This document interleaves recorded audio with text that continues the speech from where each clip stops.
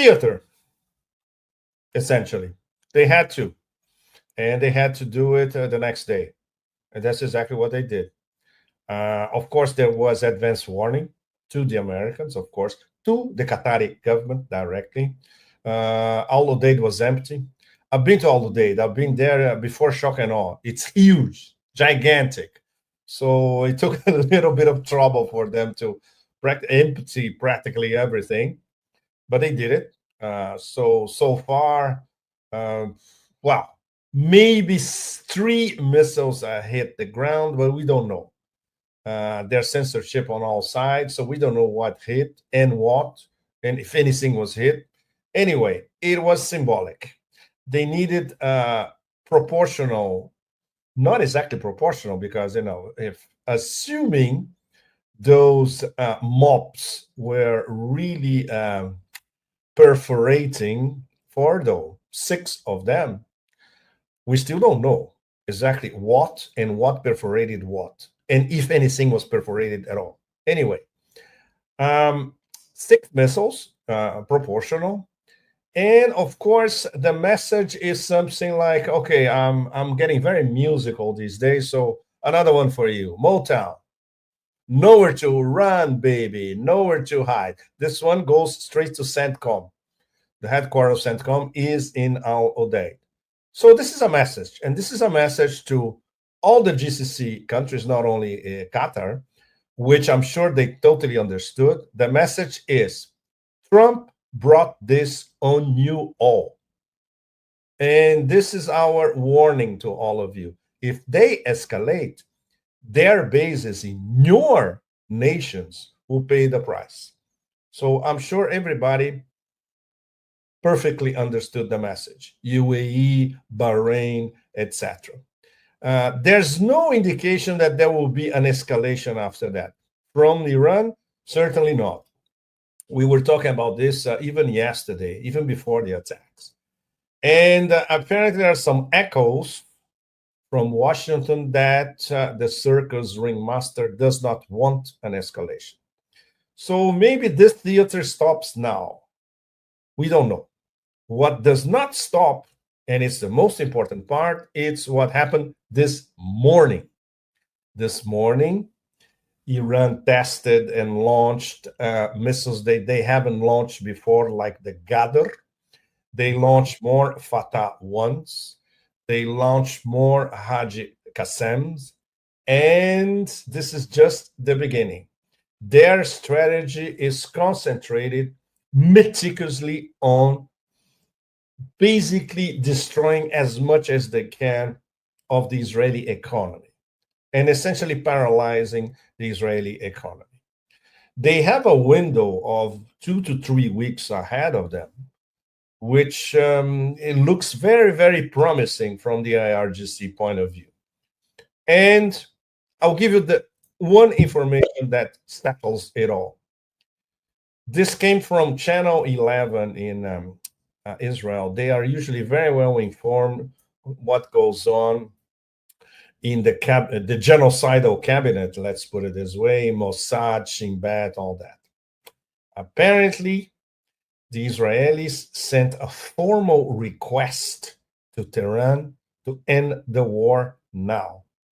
The missile war, let's put it this way. And the Iranian response is no, it ends when we decide it ends. Mm-hmm. Once again, you start a war and you know how to finish. This is what we get. And the genocidals are getting exactly what they did not bargain for. So the next 2 to 3 weeks are going to be crucial.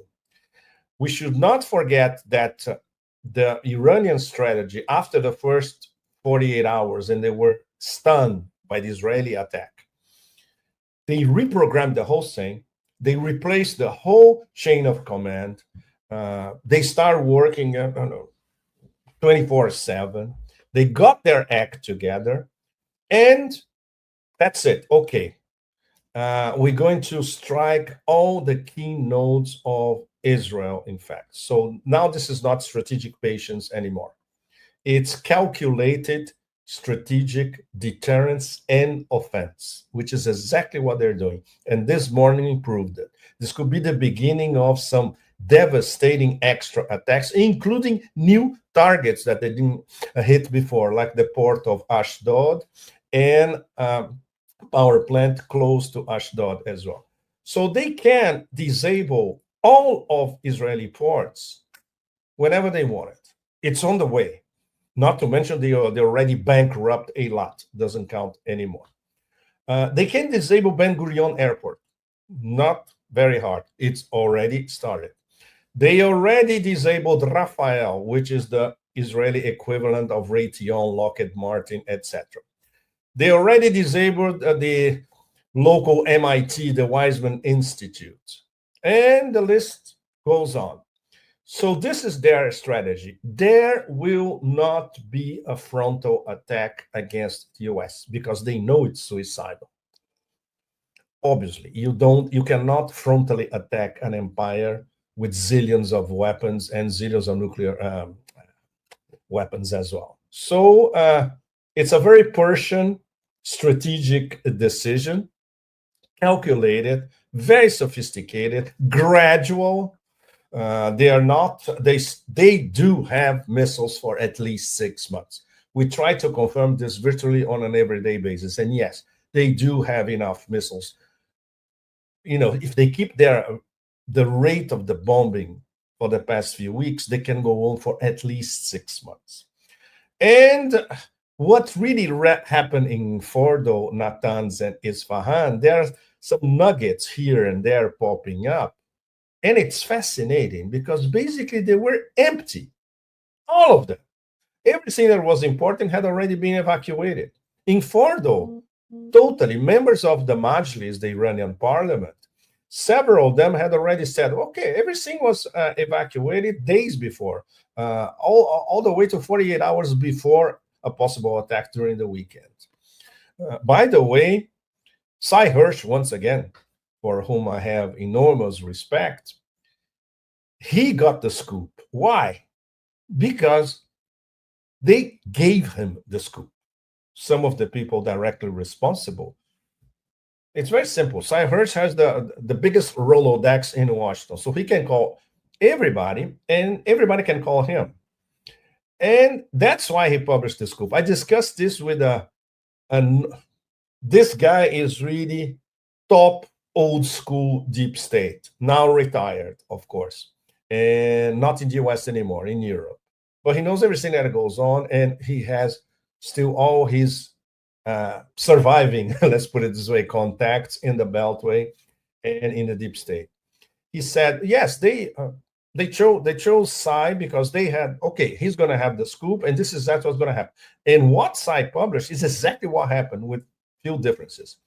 Of course, if you read Cy's piece before the attack, what strikes us is the wishful thinking and the absolutely pathological dreams of this Zionist axis. It's what they really want, of course. And what they really want is the real target, objective, and configuration of this war. This war is about regime change in Iran. This is the major story. This is the headline. And everything is a consequence of that. So now we have all they thought that they had all the props, including the American intervention, which is something that the Ziocons and the neocons have been dreaming about since at least the late 90s, as we all know. So now it falls on their lap. But what to do about it? And they never counted on Iranian response. They never could imagine that this thing would be a flop. That's what it looks like as it stands. They thought that blow after blow will lead towards an insurrection inside Iran, leading towards regime change. And now they even have their puppet in waiting, that pathetic son of the Shah, which could not be more pathetic. He talks in English, this idiot. So Yes. we know who the public is not Iranians, definitely. And obviously, apart from the American public, what we call Terangeles, no? Those Iranian immigrants who made a fortune, especially in LA. Right. And obviously, all of them, uh, let's say, assets or fifth columnists, essentially. So it's a joke. It's a cheap, tawdry script. All the pieces are there, of course. What they didn't count is the ethics of resistance inside Iran. The fact that attacking Iran unified the country like it never unified it before in recent memory. Like I was in Iran last month only, which is Right. crazy. It looks like it was eons ago. It was Eons. Yeah. only last month I was crossing Iran, literally from north to south, from the Caspian, I'm sorry, to the Persian Gulf, all the way to the Iran-Pakistan border, and taking the main uh, crisscross Iran highway from Tehran to Isfahan. I was 10 kilometers away from Natanz, for instance. Natanz is very close to Isfahan.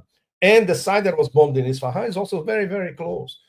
Can you imagine? You were there just a month ago. And all the discussions that we had, you could feel already an incipient sense of national unity. And like, once again, we are fighting those bloody genocidals by ourselves, practically, apart from Yemen. And sooner or later, the American is going to hit on us. That's exactly what happened. It's like they were waiting for it. And of course, in terms of a war, and in terms of an American war against Iran, Iran has been preparing for it for over 40 years, especially for the next 20 years, especially since the mid 2000s, at the time of Rumsfeld's and McCain's and all that gang, bomb Iran after shock and awe. So they were caught napping, of course, in the first 24 hours. And of course, the big thing was uh, a very touchy issue, especially here in Moscow. Well, I can talk about it because I am a guest in Moscow and I've always been treated very, very well, very graciously.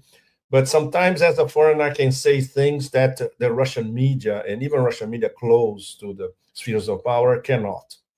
Russia helped Iran to put their military grid back together after it was hacked in the beginning of the Israeli attack. It's still a taboo subject here in Russia.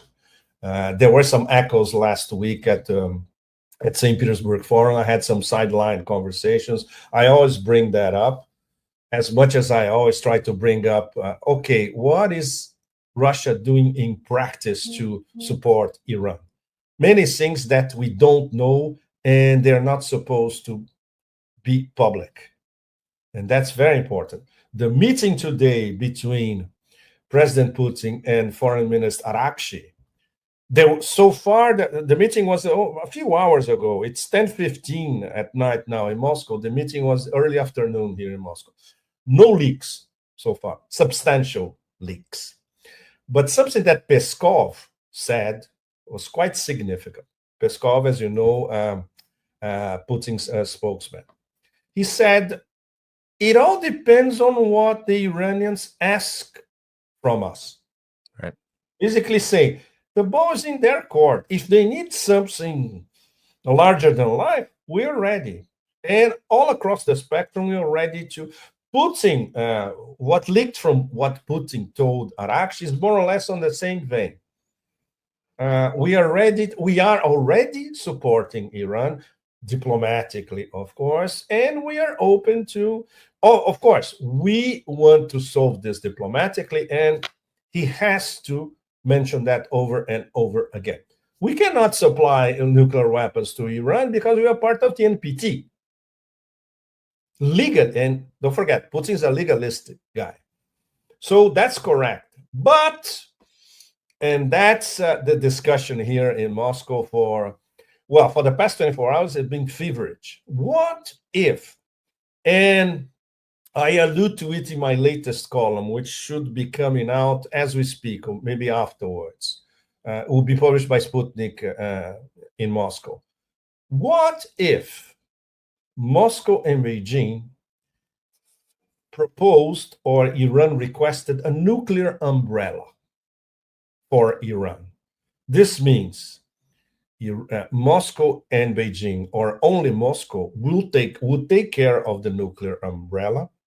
The Iranian nuclear program will continue to be civilian, non-militarized, but they would have security guarantees of the owners of the nuclear umbrella, be it Russia or Russia-China.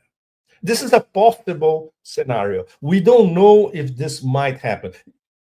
Very complex, but it's possible. And there's this element of the famous letter that Ayatollah Khamenei penned personally to Putin and was delivered by Arakshi in the meeting early this afternoon. We don't know, of course, the tenor of the letter.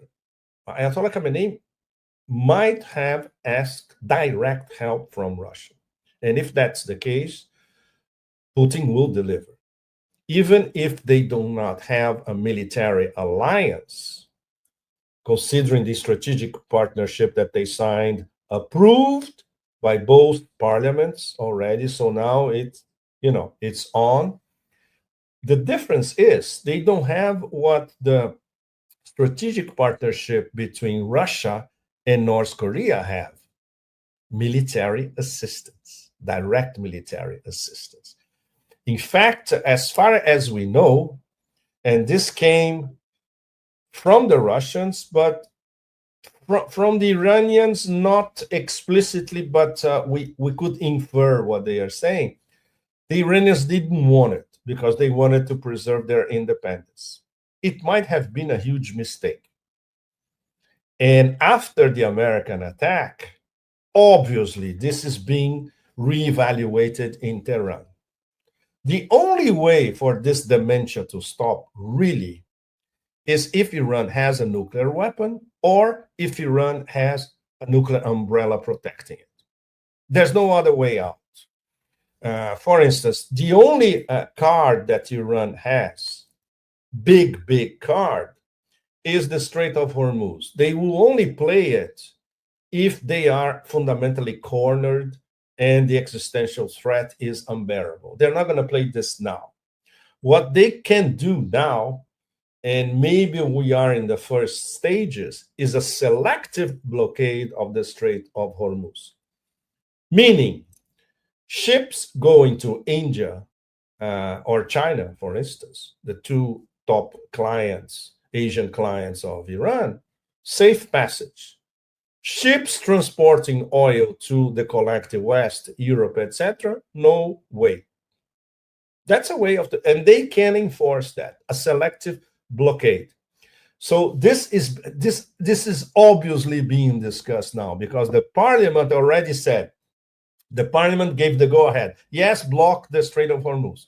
So now the decision is between the Supreme Council in Iran and the final decision by Ayatollah Khamenei. The fact that we still don't have a decision means that they are debating how we're going to blockade the Strait of Hormuz. Depending on the way they choose it, Danny and all of you, it will be hell, obviously, for shippers, for insurance, for customers, clients in the West, etc. But not so much for China and India, especially. I had a very interesting email exchange with one of my old school deep state sources.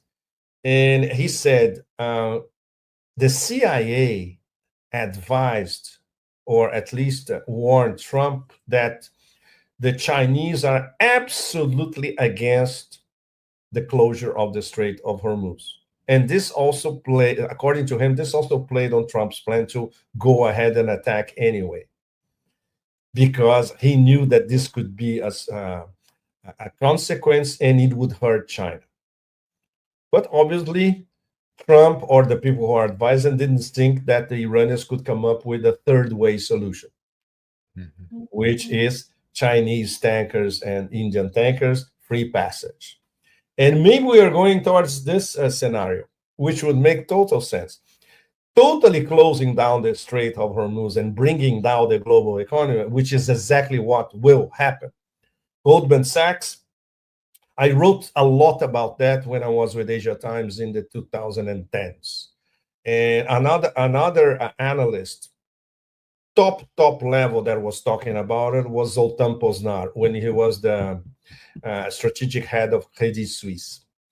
Few of us were talking about that years ago, because if the straits are blocked completely, and this includes the Omani side of the strait, that it will bring down the global economy to the tune of trillions of dollars, and of course that pile of derivatives, which years ago, according to Goldman Sachs, was in the quadrillion dollar range.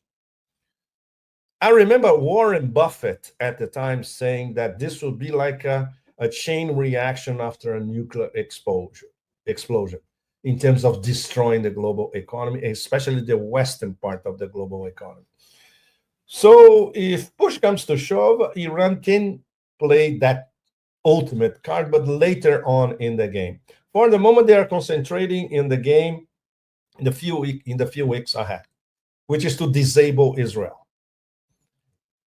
And that's what we should be paying close attention. And the fact that Israel is already suing for peace, between commas, is a very good indicator that it is working.